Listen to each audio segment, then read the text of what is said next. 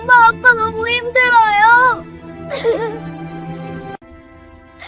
나 좀 데려가면 안 돼요? 묘비 앞에서 무릎을 꿇고 오열하는 12살 소녀. 낡은 바이올린이 그녀 옆에 쓸쓸히 놓여 있었어요. 저 곡은 뒤편에서 지켜보던 70대 남자의 목소리가 떨렸습니다. 12년 전 딸이 즐겨 연주하던 바로 그 선율이었거든요. 설마 아니야. 그럴 리 없어. 하지만 아이의 옆 얼굴, 바이올린을 잡는 손 모양, 심지어 우는 모습까지 모든 것이 죽은 딸과 닮아 있었어요. 남자도 그 자리에서 조용히 울기 시작했습니다. 같은 사람을 그리워하며 같은 눈물을 흘리고 있었죠. 그 순간 아이가 뒤돌아보았고 놀라서 도망치며 떨어뜨린 상장에는 이런 이름이 적혀 있었습니다. 한소윤. 과연 이 우연한 만남의 진실은 무엇일까요? 어디서 보고 계신지 댓글로 남겨주세요. 시간은 한 달 전으로 거슬러 올라갑니다. 서울 변두리, 낡은 주택가 골목 깊숙한 곳에 반지하 방 하나가 있었습니다. 창문으로 스며드는 빛조차 희미한 그곳에서 12살 소윤이 작은 손으로 젖은 행주를 짜고 있었어요. 방 안은 겨우 8평 남짓했어요. 한쪽 벽에는 곰팡이가 피어 있고 천장에서는 물이 똑똑 떨어지는 소리가 들렸죠. 그나마 깨끗하게 정리되어 있는 건 소윤이 매일 청소를 했기 때문이었습니다. 할머니, 물 드릴게요. 김말순 할머니는 낡은 이불 속에서 기침을 해댔습니다.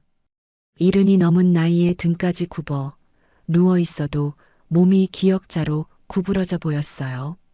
얼굴에는 깊은 주름과 기미가 가득했고 흰머리가 많이 섞인 파마머리는 며칠째 감지 못해 기름져 있었습니다. 소윤은 플라스틱 컵에 물을 따라 할머니께 가져다 드렸습니다. 할머니의 마른 손이 떨리며 물컵을 받았어요. 그 손등에는 세월의 흔적이 그대로 새겨져 있었죠.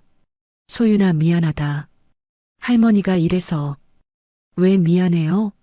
할머니 덕분에 여기서 살 수 있는 거잖아요. 소윤은 할머니 이마에 차가운 손을 올려드렸습니다. 여전히 열이 있었어요. 병원에서 받아온 해열제는 이미 떨어졌고 약국에 가려면 돈이 또 필요했습니다. 소윤은 벽에 걸린 낡은 시계를 보며 일어났습니다. 시계 바늘이 오전 7시 반을 가리키고 있었죠. 학교 다녀올게요. 오늘 김치찌개 끓여드릴게요. 고생이 많다, 우리 소윤이. 소윤은 색바랜 교복을 입고 가방을 맸습니다. 목에는 작은 은색 펜던트가 걸려 있었는데 뮤직박스처럼 생긴 그 펜던트는 소윤이 가진 가장 소중한 물건이었습니다. 반지하 문을 열고 나서니 비가 부슬부슬 내리고 있었어요. 소윤은 색바랜 후드 집업을 머리까지 올려 쓰고 학교로 향했어요. 손에는 항상 낡은 바이올린 케이스가 들려 있었죠. 비록 줄이 끊어져 소리도 제대로 나지 않는 바이올린이었지만 소윤에게는 꿈과 희망이 담긴 보물장자 같은 존재였습니다. 찢어진 운동화가 젖은 아스팔트를 밟으며 걸어갔어요. 소윤의 키는 또래보다 작았지만 등은 곧게 펴고 당당하게 걸었습니다. 학교에서의 하루는 평범했습니다. 소윤은 수업에 집중했고 친구들과도 어울렸어요. 하지만 점심시간이 되면 늘 혼자였죠. 급식비가 밀려서 급식을 먹을 수 없었거든요. 대신 가방에서 작은 김밥을 꺼내 조용히 먹었습니다. 음악 시간에는 소윤의 눈이 유독 밝아졌습니다. 비록 자신의 바이올린은 고장났지만 다른 아이들이 연주하는 소리를 들으면 가슴이 뛰었어요. 소윤아, 바이올린 배우고 싶어? 네, 정말 좋아해요. 집에 바이올린이 있다고 했지? 네, 그런데 줄이 끊어져서 소리가 안 나요.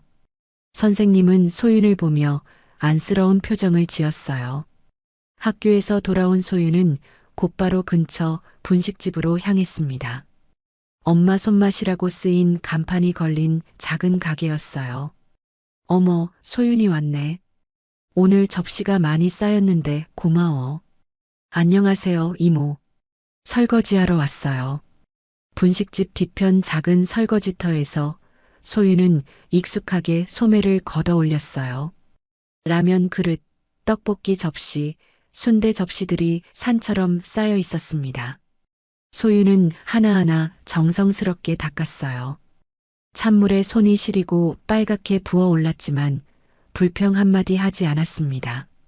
1시간 뒤 이모가 5,000원을 주며 말했습니다. 고생했어. 내일도 와. 감사해요, 이모. 집으로 돌아가는 길, 소윤은 재개발 예정인 골목을 지나게 되었습니다. 쓰레기 더미가 길가에 산처럼 쌓여 있었고 여기저기 부서진 가구들과 생활용품들이 나뒹굴고 있었어요. 그런데 그 속에서 뭔가 반짝이는 게 눈에 띄었죠. 저게 뭐지? 소윤이 다가가 보니 쓰레기 사이에 낡은 바이올린 케이스가 끼어 있었습니다. 케이스를 조심스럽게 열어보니 안에 바이올린이 들어 있었어요. 바이올린 줄은 모두 끊어져 있고 나무 부분도 여기저기 금이 가 있었어요. 하지만 소윤의 눈에는 여전히 아름다워 보였습니다. 아, 고장 나서 버렸구나. 하지만 소윤은 왠지 그 바이올린을 그냥 두고 갈 수가 없었습니다. 자신의 낡은 바이올린과 비슷해 보였거든요. 아니, 어쩐지 더 좋은 바이올린 같았어요. 소윤은 바이올린을 조심스럽게 집어들었어요. 이튿날 학교에서 음악 선생님이 소윤의 바이올린을 보고 눈을 동그랗게 뜨며 놀라했습니다. 소윤아, 이 바이올린 어디서 났어? 어제 쓰레기장에서 주워왔어요. 고장 난 것 같은데요. 음악 선생님은 바이올린을 자세히 들여다보았습니다. 손으로 만져보고 여기저기 살펴보더니 놀란 표정을 지었어요. 소윤아, 이거 정말 좋은 바이올린이야. 독일제인 것 같은데? 정말요? 그래. 이거 한번 고쳐보자. 선생님이 돈을 보탤 테니까. 정말요? 고마워요, 선생님. 며칠 뒤 악기 수리점에서 돌아온 바이올린은 새 것은 아니어도 제대로 소리가 났습니다. 소윤은 그날 밤 처음으로 제대로 된 바이올린 소리를 들었어요. 그런데 그때 소윤은 목에 걸린 작은 펜던트를 만졌습니다. 은색으로 된 작은 뮤직박스 모양이었어요. 버튼을 누르니 짧은 바이올린 선율이 흘러나왔습니다. 할머니, 이 노래 뭐예요? 침대에 누운 말순 할머니가 눈을 뜨고 미소를 지었어요. 그건 내 엄마 아빠가 마지막까지 아꼈던 노래야. 너 태어나기 전에 같이 연주하던 곡이래. 엄마 아빠가요? 그래. 너희 부모님은 둘 다 바이올린을 잘 켰거든. 특히 그 곡을 연주할 때면 정말 아름다웠어. 소윤은 펜던트에서 나오는 선율을 귀로 외우며 새로 고친 바이올린으로 따라 쳐보기 시작했습니다. 어색하고 서툴렀지만 같은 멜로디였어요. 그 시각 서울 강남의 대저택에서는 박인호 회장이 서재에 홀로 앉아 있었습니다. 그의 손에는 오래된 CD가 들려 있었고 스피커에서는 바이올린 듀엣이 흘러나오고 있었어요. 회장은 눈을 감고 음악에 귀 기울였습니다. 그러다 문득 눈가에 눈물이 맺혔죠. 이 곡만 들으면 내 딸이 웃던 얼굴이 자꾸 떠오르지. 회장 부인이 서재 문을 열고 들어왔어요. 여보, 또 그 음악 듣고 있어요? 응. 오늘따라 더 그립네. 이제 그만 놓아줘야죠. 민지도 상우도 이미 하늘나라로 갔잖아요. 박인호 회장은 CD를 끄고 깊은 한숨을 내쉬었습니다. 하지만 마음속 어딘가에서는 여전히 그 바이올린 선율이 맴돌고 있었어요. 같은 시간 반지하 방에서는 소윤이 작은 목소리로 바이올린을 켜고 있었습니다. 할머니가 잠드신 후에야 연습할 수 있었거든요. 펜던트에서 나오는 멜로디와 똑같은 곡을 서툴지만 정성껏 연주하고 있었죠. 두 사람이 같은 노래를 그리워하고 있다는 사실을 아무도 몰랐습니다. 겨울이 깊어질수록 소윤의 하루는 더욱 바빠졌습니다. 새벽에는 할머니 약 챙기고, 낮에는 학교에서 공부하고, 오후에는 아르바이트를 했어요. 그리고 밤에는 바이올린 연습을 했죠. 하지만 학교에서 소윤을 바라보는 시선은 여전히 차가웠습니다. 야, 한소윤. 오늘도 그 쓰레기 바이올린 가져왔네? 교실에서 은지가 친구들과 함께 킬킬거리며 말했어요. 은지는 집이 잘 사는 아이였고 늘 새 옷을 입고 다녔습니다. 쓰레기장에서 주운 거 맞지? 그걸로 제대로 소리가 나긴 하냐? 냄새도 날 것 같아. 아이들이 코를 막으며 웃어댔습니다. 소윤은 바이올린 케이스를 더 꽉 안으며 자리에 앉았어요. 마음이 아팠지만 내색하지 않으려 했죠. 점심시간이 되자 소윤은 평소처럼 혼자 구석 자리에 앉았습니다. 급식비가 밀려서 급식을 못 먹는 건 이제 반 아이들 모두가 알고 있는 일이었어요. 어머, 한소윤 또 도시락 싸왔네. 매일 김밥만 먹어. 집이 얼마나 가난하면. 소윤이 할머니가 새벽에 싸준 김밥을 꺼내자 아이들이 수군거렸습니다. 그때 민호가 일부러 소윤 옆을 지나가며 팔꿈치로 소윤의 도시락을 쳤어요. 미안, 실수야. 김밥이 바닥에 굴러떨어졌습니다.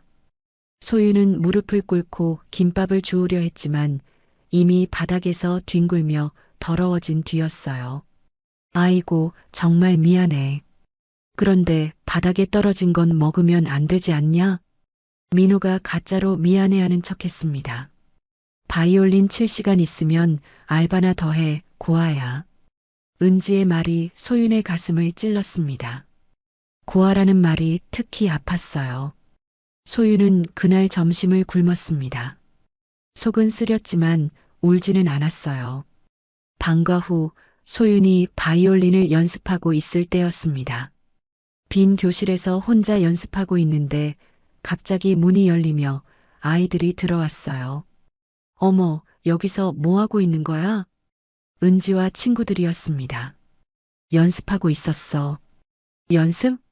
그 쓰레기 악기로? 바이올린 연주에 나간다며? 부끄럽지도 않아? 그때 소윤이 조용히 말했습니다. 해볼 거야. 뭐? 연주에 해볼 거야. 소윤의 목소리는 작았지만 단단했어요. 은지는 코웃음을 쳤습니다. 웃기지 마. 망신당하는 건 너야. 아이들이 나간 뒤 소윤은 한참 동안 빈 교실에 혼자 있었습니다. 소윤은 바이올린을 다시 들고 연습을 시작했어요. 더 열심히, 더 정성껏. 드디어 교내 연주의 날이 왔습니다. 학교 강당에는 학생들과 학부모들이 가득 모여 있었어요. 무대 뒤에서 소윤은 다른 아이들을 보고 있었습니다. 모두들 반짝반짝한 새 바이올린을 가지고 있었고 예쁜 드레스나 정장을 입고 있었어요.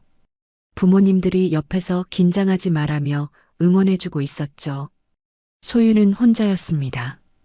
할머니는 몸이 너무 아파서 올 수 없었거든요. 소윤이 입은 건 동네 옷가게에서 산 검은색 원피스였고 신발도 몇 년 전에 산 낡은 구두였어요. 다음은 5학년 한소윤 학생입니다. 소윤의 순서가 왔어요. 소윤은 낡은 바이올린을 들고 무대 위로 올라갔습니다.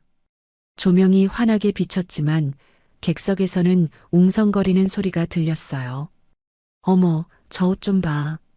바이올린도 정말 낡았네. 소윤은 심장이 쿵쿵 뛰었습니다. 하지만 목에 걸린 펜던트를 만지자 마음이 조금 진정되었어요. 엄마, 아빠, 제가 해볼게요. 소윤은 바이올린을 어깨에 올리고 활을 들었습니다. 그리고 펜던트에서 나오는 그 멜로디를 연주하기 시작했어요. 처음에는 떨려서 음이 흔들렸습니다. 몇 번 삐걱거리는 소리도 났어요. 하지만 소유는 포기하지 않았습니다. 점점 더 집중하면서 마음속 깊은 곳에서 우러나오는 감정을 바이올린에 담았어요. 조용해졌습니다. 웅성거리던 객석이 점점 조용해지더니 나중에는 완전히 조용해졌어요. 소윤의 연주에 모두가 빠져들고 있었습니다. 소윤은 눈을 감고 연주했어요. 할머니의 따뜻한 손길이, 음악 선생님의 격려가, 그리고 한 번도 만나본 적 없는 부모님의 사랑이 모두 음악 속에 녹아들었습니다. 마지막 음이 울려 퍼지고 조용한 정적이 흘렀어요. 그리고 갑자기 박수가 터져 나왔습니다. 처음에는 한두 명이었지만 곧 강당 전체가 박수로 가득 찼어요. 정말 놀라웠습니다. 기술적인 완성도보다는 음악에 담긴 진심이 우리 마음을 움직였습니다. 소유는 교내 연주회에서 우수상을 받았습니다. 상장을 받을 때 소윤의 눈에는 눈물이 글썽였어요. 무대에서 내려온 소윤에게 음악 선생님이 다가왔습니다. 소윤아, 정말 잘했어. 그런데 말이야. 다음 달에 지역 콩쿠르가 있는데 한번 나가보지 않을래? 소윤은 눈을 크게 떴어요. 콩쿠르요? 응. 선생님이 추천서를 써줄게. 참가비는 선생님이 도와줄 테니까 걱정하지 마. 한 달 뒤 지역 콩쿠르 날이 왔습니다. 큰 공연장에는 전국에서 온 아이들이 가득했어요. 소윤은 할머니와 함께 왔어요. 할머니는 몸이 아픈데도 소윤을 보러 나왔습니다. 할머니, 괜찮으세요? 괜찮다, 괜찮아. 우리 소윤이 연주하는 걸 꼭 보고 싶었어. 대기실에서 다른 부모들이 소윤과 할머니를 보며 수군거렸습니다. 저 아이 옷 좀 봐. 콩쿠르에 저런 옷을 입고 와. 소윤은 검은색 원피스에 할머니가 빌려준 낡은 가디건을 걸치고 있었어요. 소윤의 순서가 왔습니다. 무대는 교내 연주회보다 훨씬 컸고 조명도 더 밝았어요. 객석에는 수백 명의 사람들이 앉아 있었습니다. 소윤은 무대 위에 서서 심호흡을 했어요. 그리고 펜던트를 만지며 마음을 다잡았습니다. 이번에는 교내 연주회 때보다 더 완성된 연주를 들려주었어요. 펜던트의 멜로디를 바탕으로 한 곡이었지만 소윤만의 해석과 감정이 더해져 있었습니다. 바이올린 소리가 공연장을 가득 채웠어요. 처음에는 조용하고 슬픈 선율이었다가 점점 희망찬 멜로디로 바뀌어갔죠. 마치 소윤의 인생 이야기를 음악으로 들려주는 것 같았습니다. 객석에 있던 사람들이 하나둘씩 눈물을 훔쳤어요. 심사위원들도 고개를 끄덕이며 감탄했습니다. 연주가 끝나자 공연장이 조용해졌어요. 그리고 갑자기 기립박수가 터져 나왔습니다. 대상은 한소윤 학생입니다. 사회자의 발표에 소윤은 믿을 수 없다는 표정을 지었어요.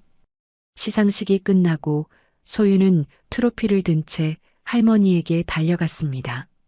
할머니, 제가 해냈어요. 그래, 정말 잘했어.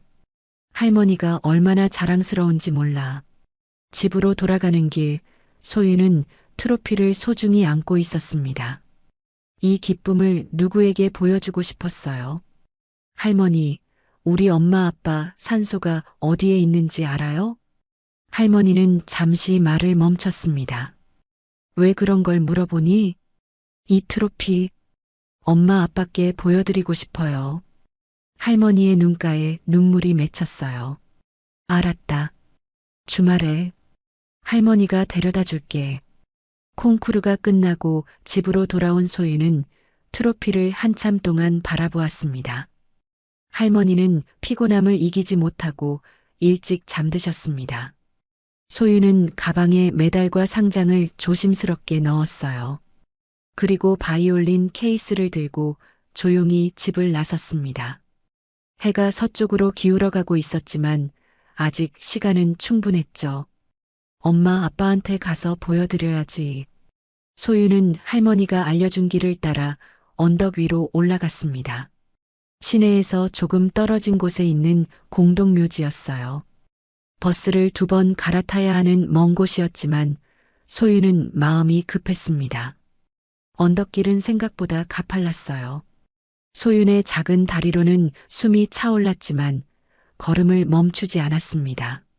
463번, 464번. 묘지 입구에서 받은 안내도를 보며 소윤은 번호를 세어갔습니다. 465번. 여기다. 소윤이 드디어 찾은 묘비 앞에 서자 가슴이 두근거리기 시작했습니다. 묘비에는 이런 글씨가 새겨져 있었어요.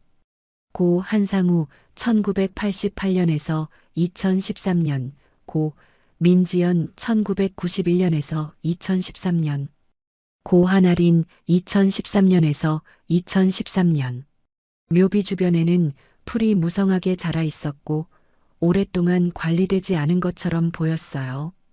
소유는 무릎을 꿇고 묘비 앞에 앉았어요. 그리고 가방에서 메달과 상장을 꺼내 묘비 앞에 놓았습니다. 엄마, 아빠, 나왔어요.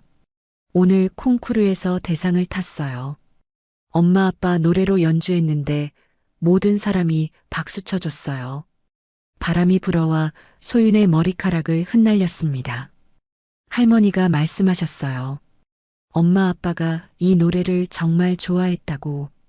소윤은 목에 걸린 펜던트를 꺼냈습니다. 작은 버튼을 눌러보니 익숙한 선율이 흘러나왔어요. 이 노래 맞죠? 제가 잘 연주하고 있는지 한번 들어보세요. 소윤은 바이올린을 꺼내 어깨에 올렸습니다. 그리고 펜던트에서 나오는 선율을 따라 연주하기 시작했어요. 처음에는 조심스럽게 시작했습니다. 묘지의 고요함 속에서 바이올린 소리가 맑게 울려 퍼졌어요. 소윤은 점점 더 집중하면서 자신만의 해석을 곡에 담아갔습니다. 음악이 흘러갈수록 소윤의 감정도 깊어졌어요. 그리움과 사랑, 외로움과 희망이 모두 바이올린 선율 속에 녹아들었습니다. 바람이 소나무 사이를 스쳐가며 자연스러운 화음을 만들어냈어요. 그런데 곡의 클라이맥스 부분에서 소윤의 손이 갑자기 떨리기 시작했어요. 가슴 속에서 뜨거운 무언가가 올라오고 있었습니다. 엄마. 소윤의 목소리가 흔들렸어요. 바이올린을 연주하면서 문득 깨달은 것이 있었거든요. 아무리 잘 연주해도, 아무리 상을 많이 받아도 엄마 아빠는 돌아오지 않는다는 것을. 아빠. 활이 떨리면서 음이 흔들렸어요. 소윤은 더 이상 연주를 계속할 수 없었습니다. 으아. 소윤이 바이올린을 내려놓고 무릎을 꿇었어요. 그동안 참았던 모든 감정이 한꺼번에 터져나왔습니다. 엄마, 아빠, 너무 힘들어요. 나 좀 데려가면 안 돼요? 소윤은 묘비에 이마를 대고 흐느꼈어요. 친구들이 저를 놀려요. 가난하다고, 고아라고. 할머니는 자꾸 아프시고. 그때 뒤쪽에서 누군가 숨을 삼키는 소리가 들렸어요. 묘지 입구 쪽에 한 남자가 서 있었습니다. 70대 초반으로 보이는 단정한 신사였어요. 손에는 하얀 국화 꽃다발을 들고 있었습니다. 박인호 회장이었어요. 회장은 매달 이맘때 이곳을 찾았습니다. 12년 전 사고로 세상을 떠난 딸과 사위, 그리고 갓 태어난 손녀를 만나러 오는 것이었죠. 하지만 오늘은 평소와 달랐어요. 자신이 찾던 묘 앞에서 어린아이가 울고 있었거든요. 회장은 처음에 길을 잘못 찾았나 생각했습니다. 하지만 묘비 번호를 확인해 보니 틀림없었어요.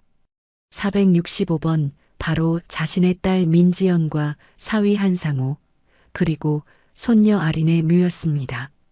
그런데 그 아이가 연주하던 곡이 회장의 가슴을 후벼 팠어요. 저 곡은.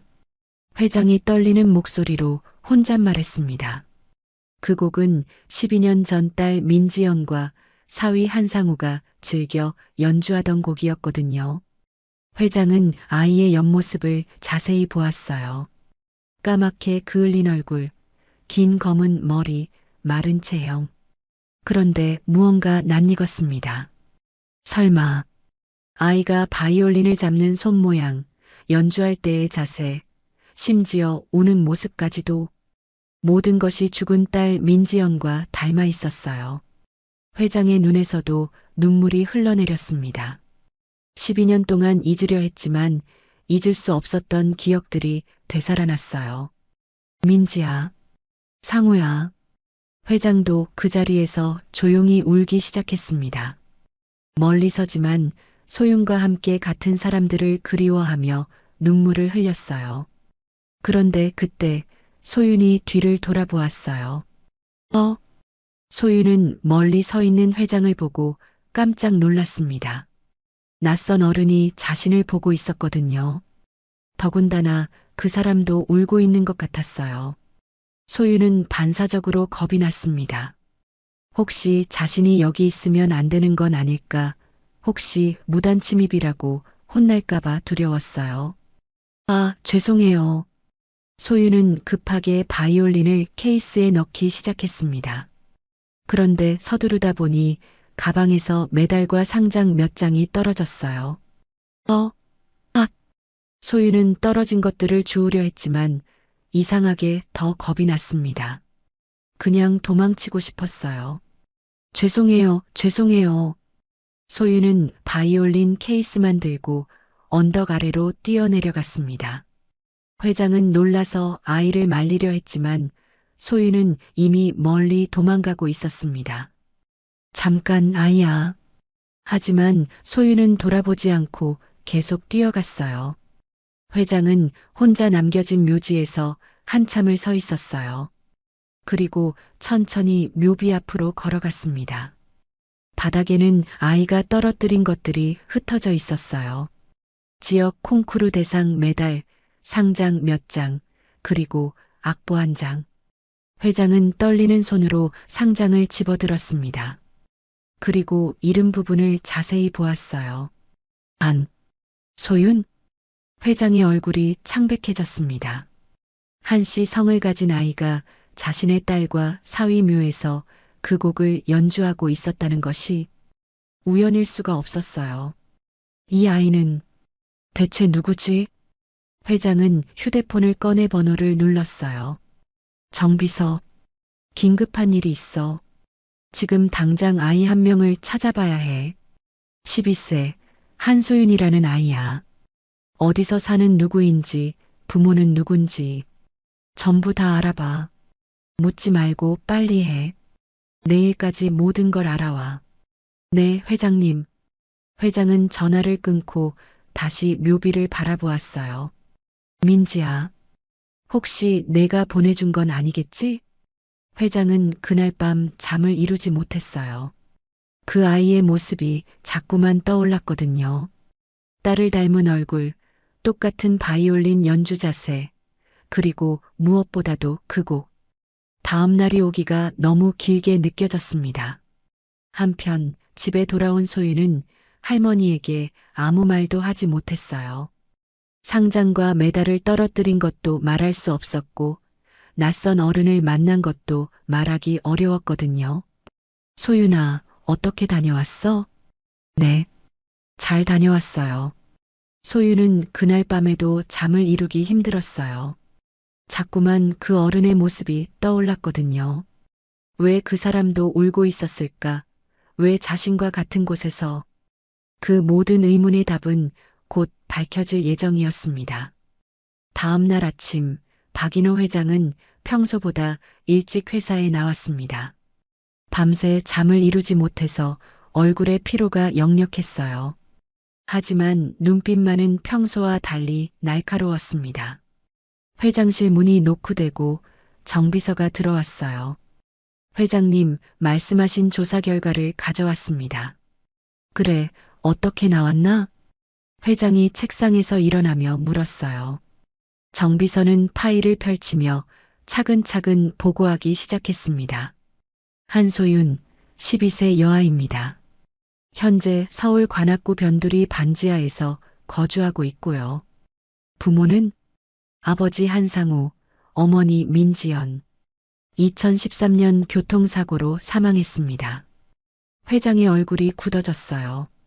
2013년 바로 자신의 딸과 사위가 세상을 떠난 그 해였죠. 교통사고 상세 내용은 2013년 11월 15일 새벽 2시경 강남대로에서 발생했습니다. 트럭과 승용차 충돌 사고였고 정비서가 말을 멈췄어요. 회장이 창백해지는 것을 봤거든요. 계속해. 현장에서 부부가 즉사했고 갓 태어난 아기는 병원에서 사망한 것으로 기록되어 있습니다. 회장의 손이 떨렸어요. 그 사고는 자신의 딸 민지연과 사위 한상우가 당한 사고와 날짜, 시간, 장소가 모두 똑같았거든요. 그런데 이상한 점이 있습니다. 정비서가 조심스럽게 말했어요. 공식 기록에는 아이도 사망한 것으로 되어 있는데 한소윤이라는 아이가 실제로 살아 있습니다. 현재 김말순이라는 70대 노인과 함께 살고 있고요. 김말순? 네. 그런데 이분도 특이합니다. 혈연 관계가 아닌데 소윤이를 키우고 있어요. 몸이 많이 아파서 병원비를 감당하지 못해 집에서만 지내고 있습니다. 회장은 의자에 깊숙이 몸을 맡겼어요. 머릿속이 복잡해졌습니다. 정비서, 12년 전 우리 딸 사고 기록을 다시 가져와 봐. 1시간 뒤 정비서가 다시 들어왔습니다. 두 사건의 기록을 비교해 보니 더욱 놀라운 사실이 드러났어요. 회장님, 두 사고가 같은 사고인 것 같습니다. 뭐라고? 날짜, 시간, 장소가 모두 동일하고 사망자 명단에 회장님 따님과 사위님, 그리고 한상우, 민지연 부부가 모두 기록되어 있습니다. 회장의 눈이 커졌어요. 그럼 한소윤은 회장님의 친손녀일 가능성이 높습니다. 회장실이 조용해졌어요. 12년 동안 죽은 줄 알았던 손녀가 살아있다는 것, 그것도 그렇게 힘들게 살고 있다는 것이 믿기지 않았습니다. 그런데 왜 아이는 죽은 것으로 기록되어 있는 거지? 그 부분은 더 조사가 필요할 것 같습니다. 회장은 깊은 생각에 잠겼어요. 12년 전 그날 밤 분명 병원에서 손녀도 함께 죽었다고 들었는데 그때 회장실 문이 노크되고 유서진이 들어왔습니다. 40대 초반의 유서진은 회장의 둘째 며느리이자 그룹의 전무이사였어요. 키가 165cm 정도의 세련된 몸매, 항상 완벽하게 관리된 긴 웨이브 헤어를 하고 있었습니다. 아버님, 안녕하세요. 유서진이 공손하게 인사했어요. 고급스러운 수트를 입고 있었고 브랜드 로고가 은근히 드러나는 가방을 들고 있었죠. 아, 서진이구나. 무슨 일이야? 이번 달 이사회 안건에 대해 말씀드리려고 왔습니다. 유서진의 목소리는 부드러웠지만 눈빛은 차가웠어요. 이사회에서 아버님의 건강을 걱정하는 목소리가 많습니다. 이제는 좀 쉬시면서 내 건강은 내가 알아서 한다. 회장이 단호하게 말했어요. 하지만 유서진은 포기하지 않았습니다. 물론입니다. 하지만 주주들도 걱정하고 있고 회사 미래를 위해서라도 그만하자. 지금은 그런 이야기할 기분이 아니야. 회장이 손을 저으며 말했어요. 유서진은 속으로 짜증이 났지만 겉으로는 미소를 지었습니다. 유서진이 나간 뒤 회장은 정비서에게 말했습니다. 한소윤이라는 아이를 만나보고 싶다. 자연스럽게 부를 방법이 있을까? 장학 사업을 이용하시면 어떨까요? 콩쿠르 대상 수상자 격려 차원이라고 하시고. 좋은 생각이야. 내일 당장 연락해봐. 이튿날 소윤은 깜짝 놀랄 소식을 들었어요. 소윤아, 대단한 일이 생겼어. 너를 보고 싶다는 회사가 있대. 네. 콩쿠르 대상 받은 것 때문에 큰 회사에서 장학금을 주고 싶다는 거야. 소윤은 믿을 수 없다는 표정을 지었어요. 정말요? 응. 내일 그 회사에 가면 된다고 해. 회장님이 직접 만나고 싶다는구나. 다음 날 소유는 평생 처음으로 강남의 고층 빌딩에 왔습니다. 건물이 너무 높아서 목이 아플 정도였어요. 한소윤 학생이세요? 정비서가 로비에서 소윤을 맞았어요. 회장님이 기다리고 계십니다. 이쪽으로 오세요. 회장실 문이 열리고 박인호 회장이 나왔어요. 소윤은 그 순간 깜짝 놀랐습니다. 며칠 전 묘지에서 본 그 어른이었거든요. 소윤이 작은 소리를 냈어요. 회장도 소윤을 보고 가슴이 뭉클해졌습니다. 가까이서 보니 더욱 확실해졌어요. 죽은 딸 민지영과 정말 많이 닮아 있었거든요. 안녕, 소윤이구나. 회장이 최대한 자연스럽게 말했어요. 안녕하세요. 그런데 아저씨를 어디서 봤는 것 같은데요? 소윤이 조심스럽게 말했어요. 회장은 살짝 미소를 지었습니다. 아, 혹시 묘지에서 본 게 아닐까? 나도 가족묘를 찾아갔다가 우연히 봤어. 아, 그래서요. 그때 죄송했어요. 갑자기 도망가서. 괜찮다. 이해해. 자, 이리 와서 앉자. 회장은 소윤을 소파에 앉게 하고 따뜻한 차와 과자를 내왔어요. 소윤은 처음 보는 고급 과자들에 눈이 커졌습니다. 많이 먹어. 너무 말랐구나. 감사합니다. 콩쿠르 대상 받았다며? 정말 대단하다. 네. 운이 좋았어요. 운이 아니야. 실력이지. 부모님이 많이 자랑스러워 하실 텐데. 회장의 말에 소윤의 표정이 어두워졌어요. 부모님은 돌아가셨어요. 그래. 언제? 제가 아기일 때요. 교통사고로. 소윤의 목소리가 작아졌습니다. 회장은 가슴이 아팠어요. 그럼 지금은 누구와 사는 거야? 할머니와 같이 살아요. 김말순 할머니요. 피는 안 섞였지만 저를 키워주셨어요. 회장의 눈가에 눈물이 맺혔어요.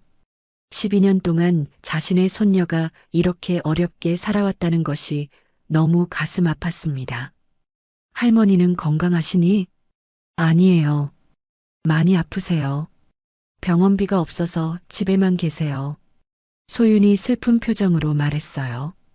회장은 더 이상 참을 수 없었습니다. 소윤아, 앞으로 할머니 병원비는 걱정하지 마. 우리 회사에서 도와줄게. 정말요? 왜? 저희한테 그렇게 잘해주세요? 콩쿠르에서 상 받은 아이들을 도와주는 게 우리 회사 방침이야. 그리고 내가 특별해 보여서. 그때 회장실 문 밖에서 누군가 지나가는 소리가 들렸어요. 유서진이었습니다. 유서진은 우연히 회장실 쪽을 지나가다가 문틈으로 회장과 어린아이가 이야기하는 모습을 보았어요. 저 아이는 누구지? 유서진의 눈이 가늘어졌습니다. 회장이 아이와 너무 친밀하게 이야기하고 있는 것이 이상했거든요. 유서진은 회장실 문 앞에서 잠시 기다렸어요. 아이가 나오면 누구인지 확인해 보려고 했습니다. 30분 뒤 소윤이 회장실에서 나왔어요. 손에는 새 패딩과 구두가 든 쇼핑백이 들려 있었습니다. 와, 정말 고마워요. 소윤이 환한 미소로 인사했어요. 회장도 따뜻한 표정으로 손을 흔들었습니다. 또 놀러와. 언제든지 환영이야.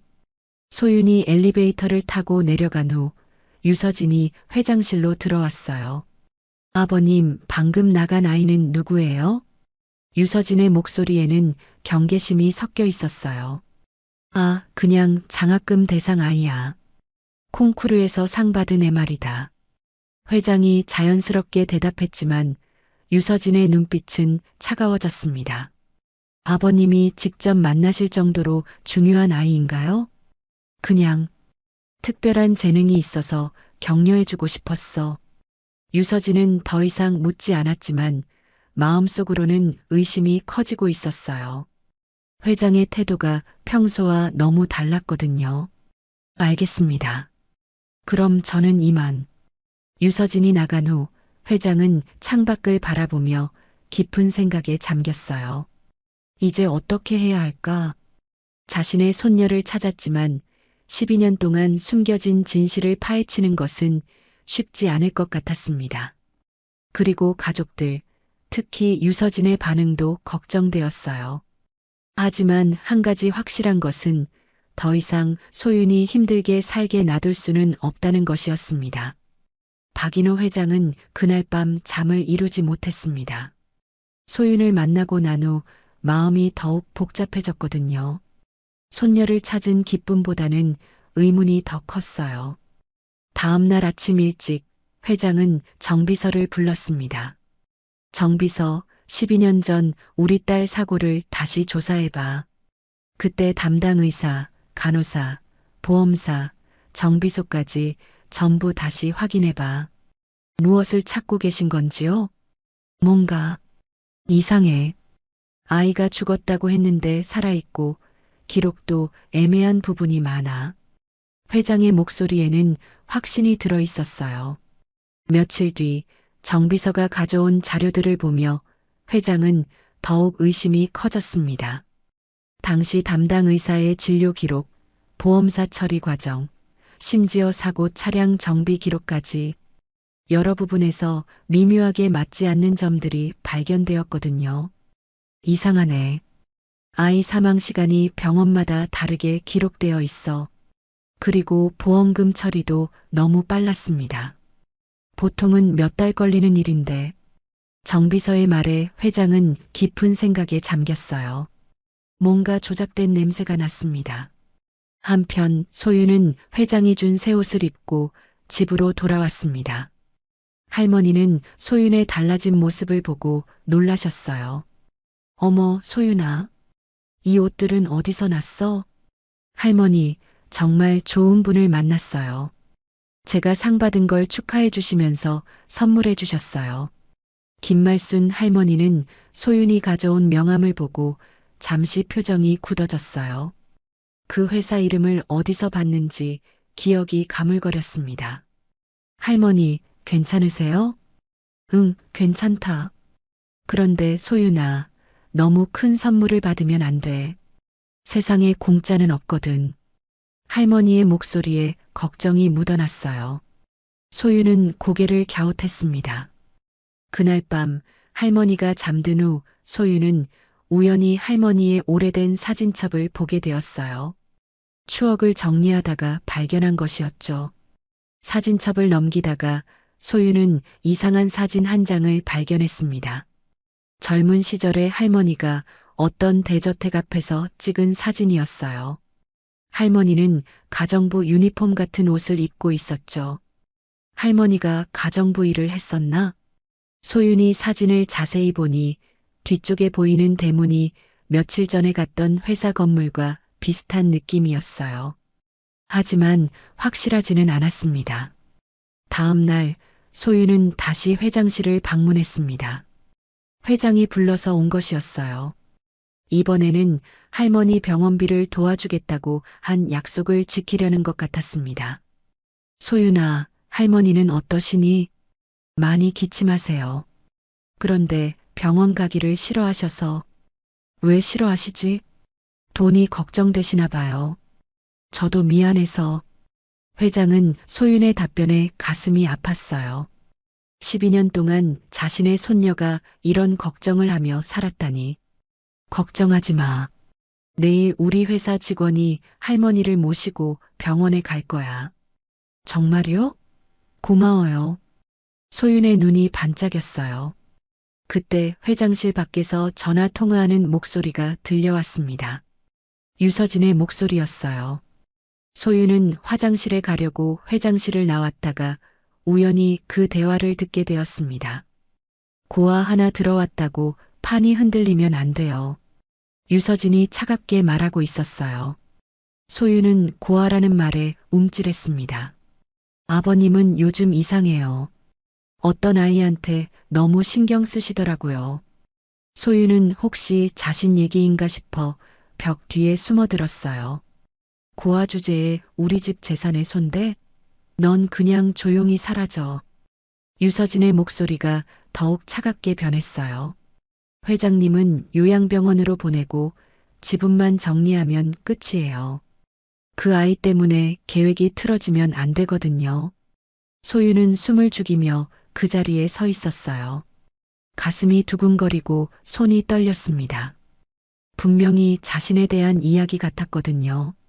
네, 알겠습니다. 곧 처리하겠습니다. 유서진이 전화를 끊고 발걸음 소리가 멀어졌어요. 소유는 한참 동안 그 자리에서 움직이지 못했습니다. 회장실로 돌아간 소유는 평소처럼 밝게 굴 수 없었어요. 회장이 눈치챘습니다. 소유나 무슨 일 있니? 얼굴이 안 좋아 보이는데. 아니에요. 괜찮아요. 소유는 고개를 숙였어요.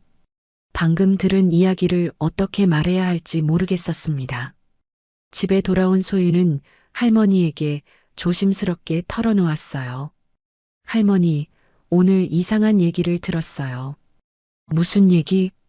할머니가 기침을 하며 물었어요. 그 회사 며느리분이 저를 고아라고 하면서 사라지라고 하던데요. 김말순 할머니의 얼굴이 굳어졌어요. 소윤아, 괜한 일에 끼지 말라. 큰 집 사람들 일은 복잡해. 그런데 할아버지는 정말 좋은 분 같은데. 좋은 분이라고 해서 다 믿으면 안 돼. 세상이 그렇게 단순하지 않거든.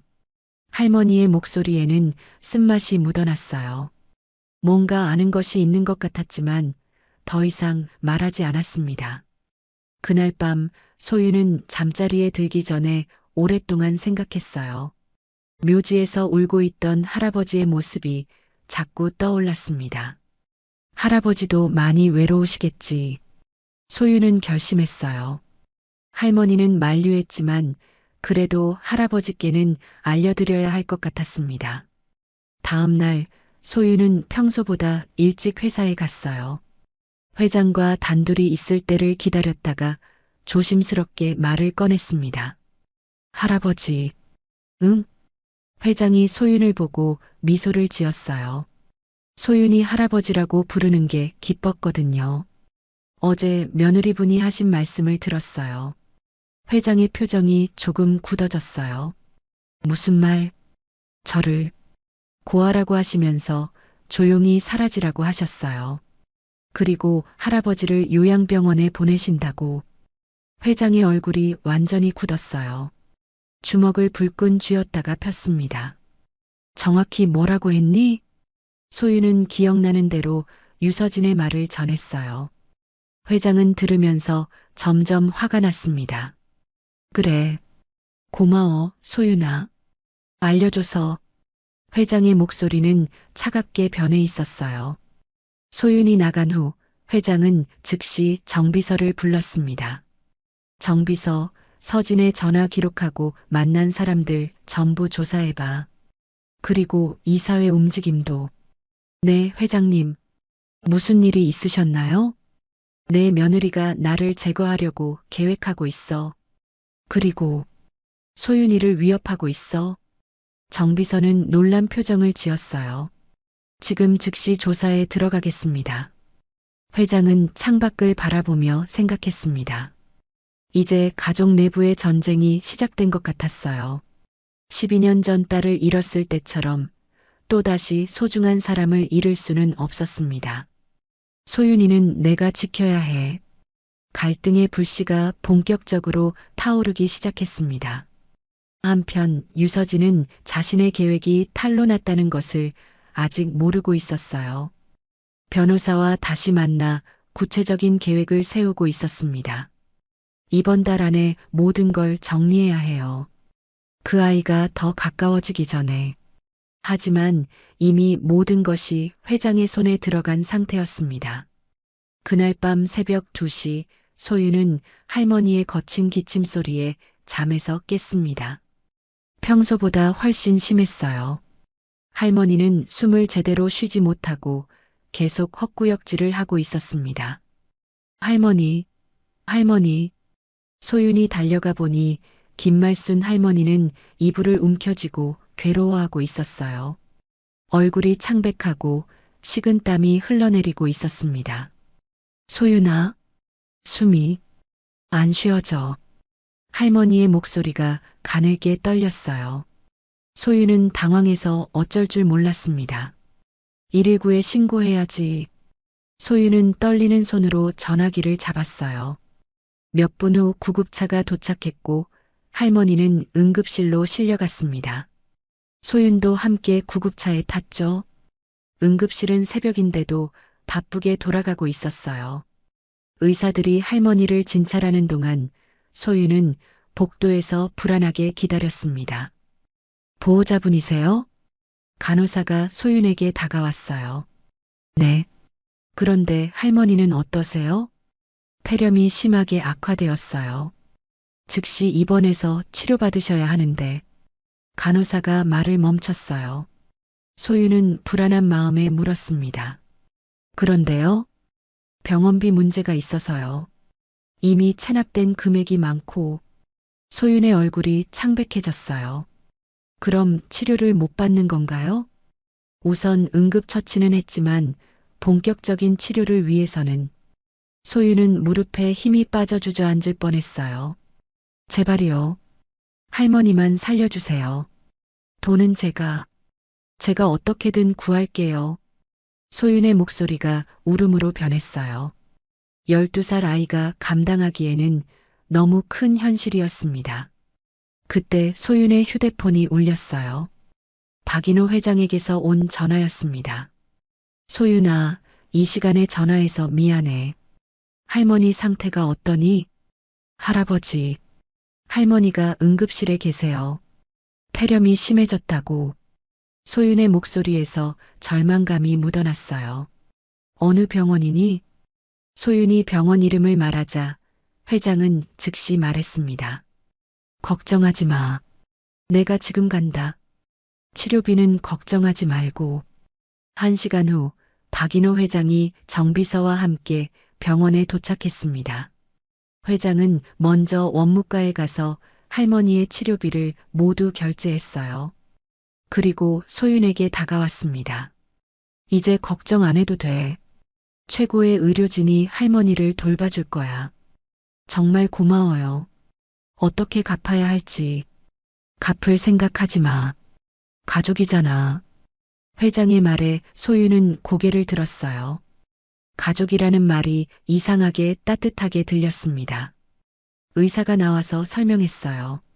다행히 생명에는 지장이 없습니다. 하지만 며칠간 입원해서 치료받으셔야 해요. 소윤은 안도의 한숨을 쉬었어요. 회장도 마음이 놓였습니다. 그런데 소윤아, 할머니가 계신 곳이 어디니? 한번 가보고 싶은데. 회장이 조심스럽게 물었어요. 사실 12년 전의 진실을 확인해 보고 싶었거든요. 네. 그런데 너무 허름한 곳이에요. 괜찮다. 내가 잘한 곳을 보고 싶어. 다음 날 오후 회장은 정비서와 함께 소윤이 사는 반지하 방을 찾아왔습니다. 좁은 골목길을 따라 내려가니 낡은 반지하 방이 나타났어요. 여기에요. 소윤이 문을 열고 들어가자 회장은 가슴이 아팠습니다. 곰팡이 냄새가 나고 천장에서는 물이 뚝뚝 떨어지고 있었어요. 자신의 손녀가 이런 곳에서 12년을 살았다니. 할머니 물건들이 여기 있어요. 소윤이 할머니의 낡은 서랍을 열어 보였어요. 그 안에는 오래된 사진들과 서류들이 들어 있었습니다. 회장이 사진을 하나씩 넘겨보다가 깜짝 놀랐어요. 젊은 시절의 김말순이 자신의 집 앞에서 찍은 사진이 있었거든요. 이 사람, 설마. 회장의 기억 속에서 12년 전의 김말순이 떠올랐어요. 자신의 집에서 가정부로 일했던 그 사람이었습니다. 소윤아, 할머니 성함이 김말순 맞지? 네, 맞아요. 왜요? 회장은 충격을 받았어요. 우연이라기에는 너무 많은 것들이 일치했습니다. 그때 병원에서 전화가 왔어요. 할머니가 깨어났다는 소식이었습니다. 회장과 소윤은 급히 병원으로 향했어요. 병실에 들어가자 김말순 할머니는 침대에 누워 있었습니다. 산소 마스크를 끼고 있었지만 의식은 있었어요. 할머니는 소윤을 보고 미약하게 미소를 지었습니다. 소윤아, 괜찮니? 네, 할머니. 걱정 마세요. 그때 할머니가 소윤 뒤에 서 있는 회장을 보고 깜짝 놀랐어요. 눈이 커지면서 몸을 떨기 시작했습니다. 회장님? 할머니의 목소리가 떨렸어요. 회장도 이제 확신했습니다. 당신, 우리 집 가정부였던 김말순 씨. 두 사람은 서로를 바라보며 말을 잇지 못했어요. 12년 만의 재회였지만 기쁨보다는 복잡한 감정이 얽혀 있었습니다. 할머니, 회장님을 아세요? 소윤이 궁금해하며 물었어요. 할머니는 고개를 끄덕였습니다. 그래, 예전에 잠깐 일했었지. 할머니의 목소리가 약해졌어요. 회장은 소윤에게 말했습니다. 소윤아, 잠깐 밖에 있어 줄래? 할머니와 할 이야기가 있어. 소윤은 고개를 끄덕이고 병실을 나갔어요. 할머니와 회장만 남겨졌습니다. 회장이 침대 옆에 앉으며 조심스럽게 물었어요. 말순 씨, 12년 전 그날 밤 정말 무슨 일이 있었던 건가요? 김말순 할머니는 눈을 감고 깊은 숨을 쉬었어요. 그리고 떨리는 목소리로 말하기 시작했습니다. 그날 비가 많이 내리던 밤이었어요. 민지 아가씨와 상우님이 갓 태어난 아기를 안고 차를 타고 나가시더라고요. 회장은 숨을 죽이고 들었어요. 그런데 그 전에 이상한 걸 봤어요. 서진 아가씨가 몰래 차 근처에서 뭔가를 만지고 계시더라고요. 서진이가? 네. 그때는 그냥 넘어갔는데 나중에 생각해 보니 할머니가 기침을 했어요. 회장은 물을 떠다 드렸습니다. 사고 소식을 듣고 병원에 갔어요. 의사가 그러더라고요. 아기는 이미 숨이 끊어졌다고. 할머니의 눈에서 눈물이 흘렸어요. 그런데 그날 밤 뒷문에서 우연히 들은 이야기가 할머니가 잠시 말을 멈췄어요. 회장은 조급해졌습니다. 무슨 이야기를 들으셨어요? 의사가 누군가와 통화하는 소리였어요. 돈 받았으면 입 다물어요. 아기는 없는 셈 치는 거예요 라고. 회장의 얼굴이 굳어졌어요. 그래서 이상해서 몰래 신생아실로 갔어요. 할머니의 목소리가 더욱 떨렸어요. 그런데 미약하지만 숨을 쉬고 있는 아기를 봤어요. 바로 민지 아가씨 딸이었어요. 회장은 충격으로 말을 잃었어요. 그래서 몰래 아기를 데려왔어요. 그 아이가 지금의 소윤이에요. 할머니가 고백을 끝내자 병실이 조용해졌어요. 회장은 머릿속이 복잡했습니다. 그럼 소윤이가 정말 내 손녀란 말인가요? 할머니가 고개를 끄덕였어요. 그런데 소윤이의 진짜 이름은 한아린이에요. 출생신고서에 그렇게 되어 있었거든요. 제가 키우면서 소윤이라고 불렀던 거예요. 12년 동안 제가 잘못한 건가요? 그냥 두었다면. 아니에요. 당신이 구해주신 거예요. 회장의 목소리가 떨렸어요. 12년 동안 죽은 줄 알았던 손녀가 살아있었다니. 그것도 이렇게 힘들게. 왜 그동안 연락하지 않으셨어요? 무서웠어요. 그리고 소윤이가 평범하게 자라는 게 더 나을 것 같았어요. 회장은 할머니의 손을 잡았어요. 고마워요. 정말 고마워요. 아린이를, 소윤이를 지켜주셔서.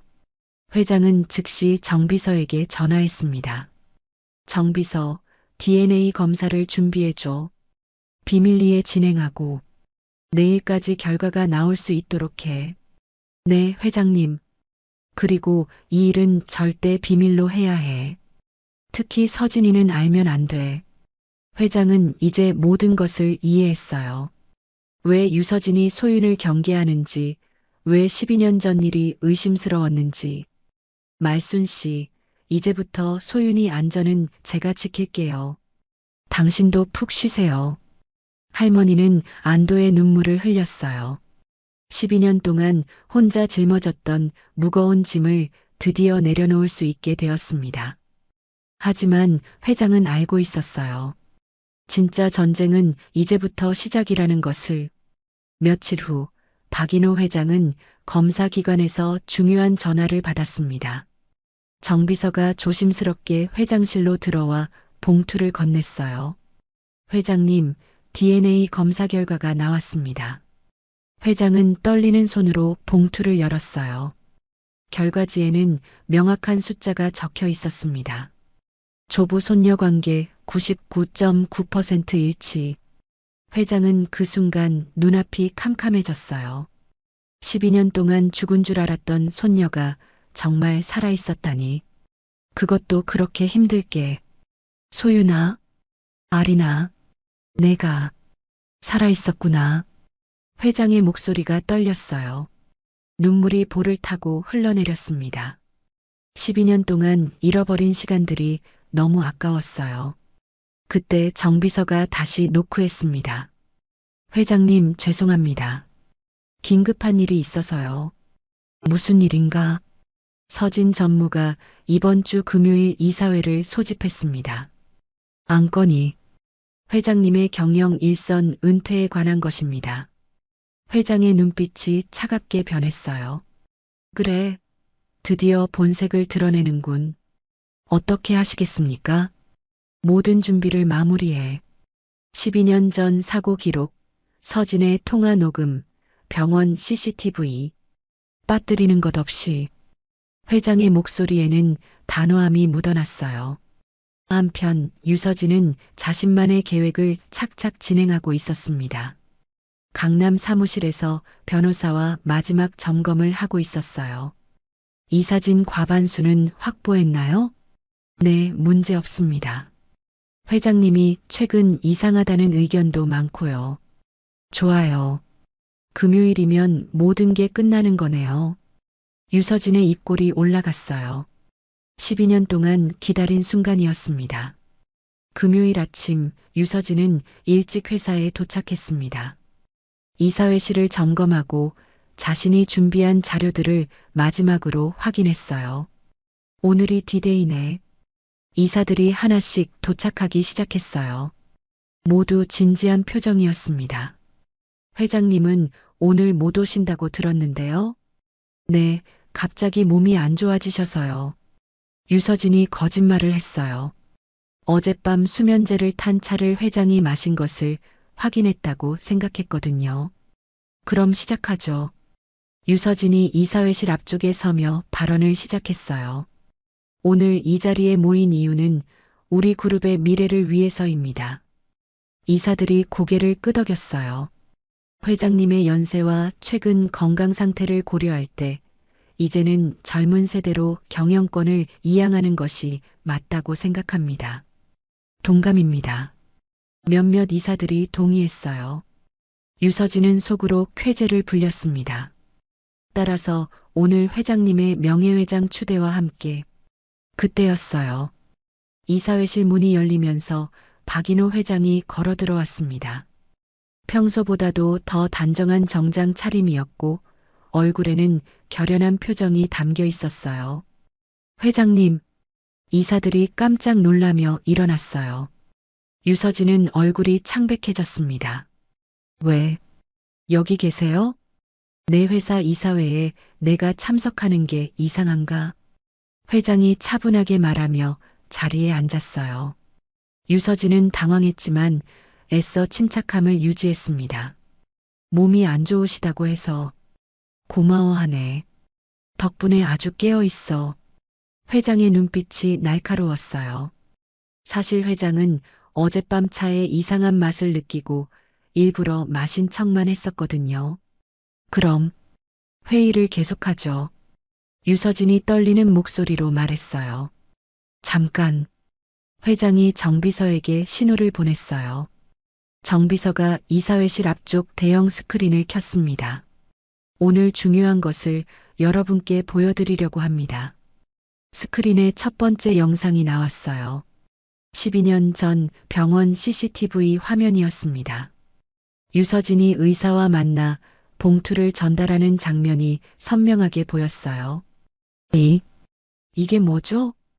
유서진이 다급하게 물었어요. 하지만 이미 얼굴이 하얗게 질려 있었습니다. 12년 전 내 딸과 사위가 사고를 당한 날 밤이야. 회장의 목소리가 이사회실에 울려 퍼졌어요. 그날 너는 의사에게 돈을 줬지. 내 손녀가 살아있다는 사실을 숨기고. 두 번째 음성 파일이 재생되었어요. 유서진이 변호사와 통화하는 내용이었습니다. 고아 하나 들어왔다고 판이 흔들리면 안 돼요. 고아 주제에 우리 집 재산에 손대? 넌 그냥 조용히 사라져. 이사회실이 조용해졌어요. 모든 이사들이 충격받은 표정으로 유서진을 바라봤습니다. 이건 조작된 거예요. 유서진이 소리쳤지만 목소리에는 확신이 없었어요. 내가 고아라고 부른 그 아이가. 회장이 일어서며 천천히 말했어요. 바로 내 손녀다. 이사회실에 웅성거림이 일어났어요. 모든 사람이 놀란 표정이었습니다. DNA 검사 결과 99.9% 일치. 12년 동안 죽은 줄 알았던 내 손녀가 살아있었어. 회장이 검사 결과지를 테이블 위에 놓았어요. 그동안 그 아이는 반지하에서 할머니와 함께 힘들게 살아왔다. 너 때문에. 유서진은 더 이상 변명할 수 없었어요. 증거가 너무 명확했거든요. 회장님, 저는 황급히 말한다고 해서 달라지는 건 없어. 회장이 정비서에게 다른 자료를 가져오라고 했어요. 이것들도 보시지. 스크린에 유서진의 횡령 증거들이 나타났어요. 회사 돈으로 명품을 산 기록, 개인 용도로 사용한 법인카드 내역들이 낱낱이 공개되었습니다. 그리고 이건 불법 로비 자료야. 이사들과 정치인들에게 돈을 준 기록까지 나왔어요. 유서진의 얼굴이 점점 창백해졌습니다. 이제 뭔가 할 말이 있나? 회장이 차갑게 물었어요.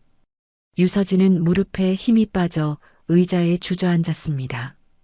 회장님, 제발, 한 번만. 12년 동안 내 손녀를 속여왔는데 회장의 목소리가 높아졌어요. 내 딸도 모자라 손녀까지 해치려 했는데 이사들도 이제 유서진을 바라보는 시선이 차가워졌어요. 이사회의 결정을 듣겠습니다. 한 이사가 일어나 말했어요. 유서진 전무의 모든 직책을 박탈하고 관련 사건을 수사기관에 고발할 것을 제안합니다. 찬성. 모든 이사가 한 목소리로 찬성했어요. 유서진은 완전히 무너졌습니다. 그럼 오늘부로 유서진 씨는 모든 직책에서 해임됩니다. 회장이 최종 선언을 했어요. 그리고 내 손녀에 대한 일은 앞으로 우리 가족의 일이니 여러분은 따뜻하게 지켜봐 주시기 바랍니다. 유서진은 보안 요원들에게 끌려나갔어요. 나가면서도 계속 변명하고 있었지만 아무도 들어주지 않았습니다. 이사회가 끝난 후 회장은 홀로 회장실에 앉아 있었습니다. 창밖으로 서울의 풍경이 보였어요. 이제 진짜 중요한 일이 남아 있었습니다. 정비서. 네, 회장님. 소윤이를 데려와줘. 할머니도 함께. 네, 알겠습니다. 회장은 서랍에서 12년 전 딸의 사진을 꺼냈어요. 갓 태어난 아기를 안고 있는 민지연의 모습이었습니다. 민지야, 아빠가 아린이를 찾았어. 이제 다시 가족이 될 수 있을 것 같아. 1시간 후 소윤과 김말순 할머니가 회장실에 도착했어요. 할머니는 휠체어를 타고 있었지만 얼굴색이 많이 좋아졌습니다. 할아버지. 소윤이 환하게 웃으며 달려왔어요. 회장은 소윤을 꽉 안아주었습니다. 소윤아, 내 진짜 이름은 한아린이야. 내 손녀. 정말 정말 할아버지 손녀인가요? 그래. 12년 동안 찾고 있었어. 소윤의 눈에서 눈물이 흘렸어요. 김말순 할머니도 감격해했습니다. 이제 진짜 가족이네요. 그래, 진짜 가족이야. 회장은 소윤의 손을 잡으며 말했어요. 앞으로는 할아버지가 지켜줄게. 다시는 힘들게 살지 않아도 돼. 그날 저녁 박인호 회장은 오랜만에 평화로운 마음으로 잠자리에 들었어요. 12년 만에 찾은 손녀, 그리고 정의가 승리한 하루였습니다. 김말순 할머니는 회장의 도움으로 서울대병원 VIP 병실에서 치료받고 있었습니다.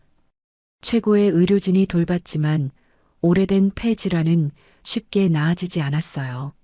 할머니도 그 사실을 알고 계셨습니다. 소윤아, 이리 와서 앉아라. 할머니가 침대에서 소윤의 손을 잡으며 말씀하셨어요. 할머니의 손은 여전히 따뜻했지만 예전보다 많이 말라 있었습니다. 할머니, 괜찮으세요? 괜찮다. 이제야 제자리 찾아가는구나. 나는 뒤에서 지켜보고 있을게. 내가 행복하게 사는 모습을. 소윤은 할머니의 말씀이 왠지 무서웠어요. 마치 작별 인사 같았거든요. 할머니, 저랑 같이 새 집에서 살아요. 아니야. 이제 너는 진짜 할아버지와 살아야 해.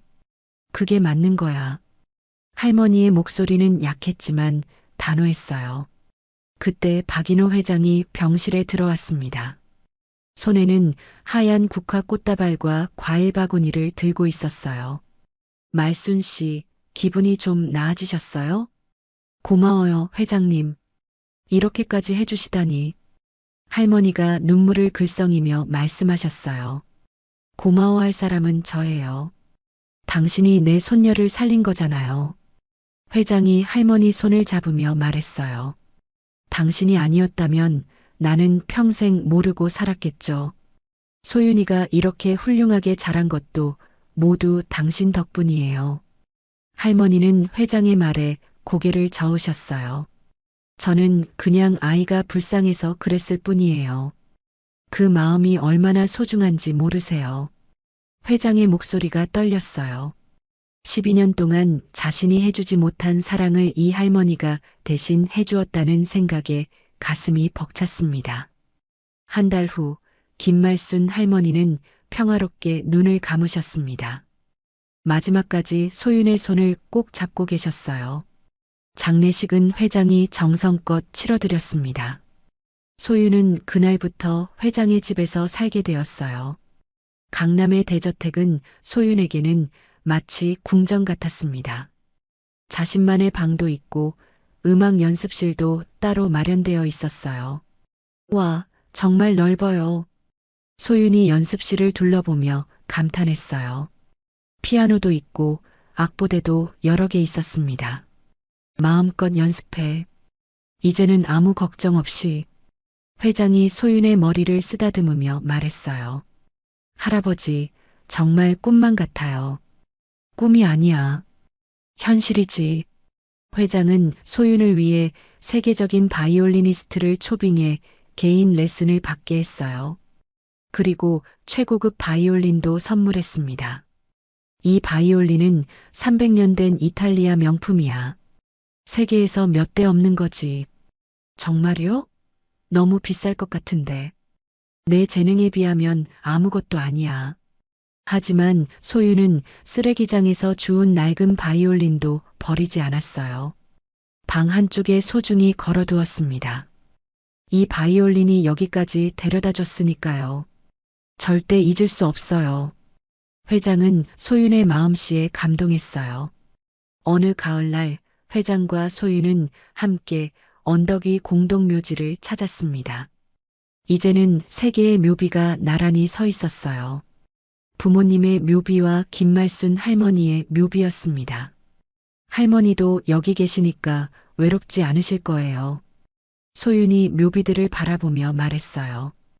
회장은 각각의 묘비에 하얀 국화를 놓았습니다. 그래, 이제 모두 함께 계시지. 소유는 새 바이올린을 꺼냈어요. 그리고 목에 걸린 펜던트를 만지며 그 익숙한 멜로디를 떠올렸습니다. 바이올린을 어깨에 올리고 활을 대자 맑고 아름다운 소리가 울려 퍼졌어요. 이번에는 처음부터 끝까지 끊기지 않고 완주했습니다. 12년 전 부모님이 사랑했던 그 곡이 완전한 형태로 가을 하늘에 퍼져나갔어요. 회장은 뒤에서 조용히 눈물을 닦았습니다. 딸과 사위의 혼이 소윤의 연주를 들으며 미소 짓고 있는 것 같았어요. 연주가 끝나자 소윤은 새 묘비를 향해 깊이 인사했어요. 엄마, 아빠, 할머니, 저 이제 안 올게요. 대신 많이 연주할게요. 바람이 불어와 소윤의 머리카락을 부드럽게 흩날렸습니다. 마치 세 분이 답하는 것 같았어요. 한편 유서진은 법원에서 징역 5년을 선고받았습니다. 뉴스에서는 재벌가 교통사고 조작유산 탈취 스캔들로 크게 보도되었어요. 12년간 숨겨졌던 진실이 세상에 알려진 순간이었습니다. 박인호 회장은 이 사건을 계기로 소년소녀 음악장학재단을 설립했습니다. 어려운 환경에서도 음악을 꿈꾸는 아이들을 돕기 위해서였어요. 소유는 그 재단의 첫 번째 장학생이자 상징적인 연주자가 되었습니다. 6개월 후 소유는 국립극장에서 첫 번째 단독 연주회를 열었어요. 제목은 엄마 아빠의 노래였습니다. 객석에는 회장과 회장 부인, 그리고 소윤을 응원하는 많은 사람들이 앉아 있었어요. 무대 위에서 소윤은 더 이상 낡은 옷을 입은 가난한 아이가 아니었어요. 아름다운 드레스를 입고 자신감 넘치는 모습으로 연주하고 있었습니다. 하지만 연주에 담긴 진심만큼은 예전과 똑같았어요. 연주회가 끝나고 집으로 돌아온 저녁, 소윤은 거실에서 가족들과 함께 시간을 보냈습니다. 회장과 회장 부인, 그리고 소윤이 소파에 나란히 앉아 차를 마시고 있었어요. 오늘 연주 정말 훌륭했어. 회장 부인이 소윤의 손을 잡으며 말했어요. 감사해요, 할머니. 소윤이 환하게 웃으며 대답했어요. 이제는 진짜 가족이 된 기분이었습니다. 창밖으로는 서울의 야경이 반짝이고 있었어요. 소윤은 목에 걸린 펜던트를 만지며 그 익숙한 멜로디를 떠올렸습니다. 이제는 슬픈 기억이 아니라 사랑의 추억이었어요.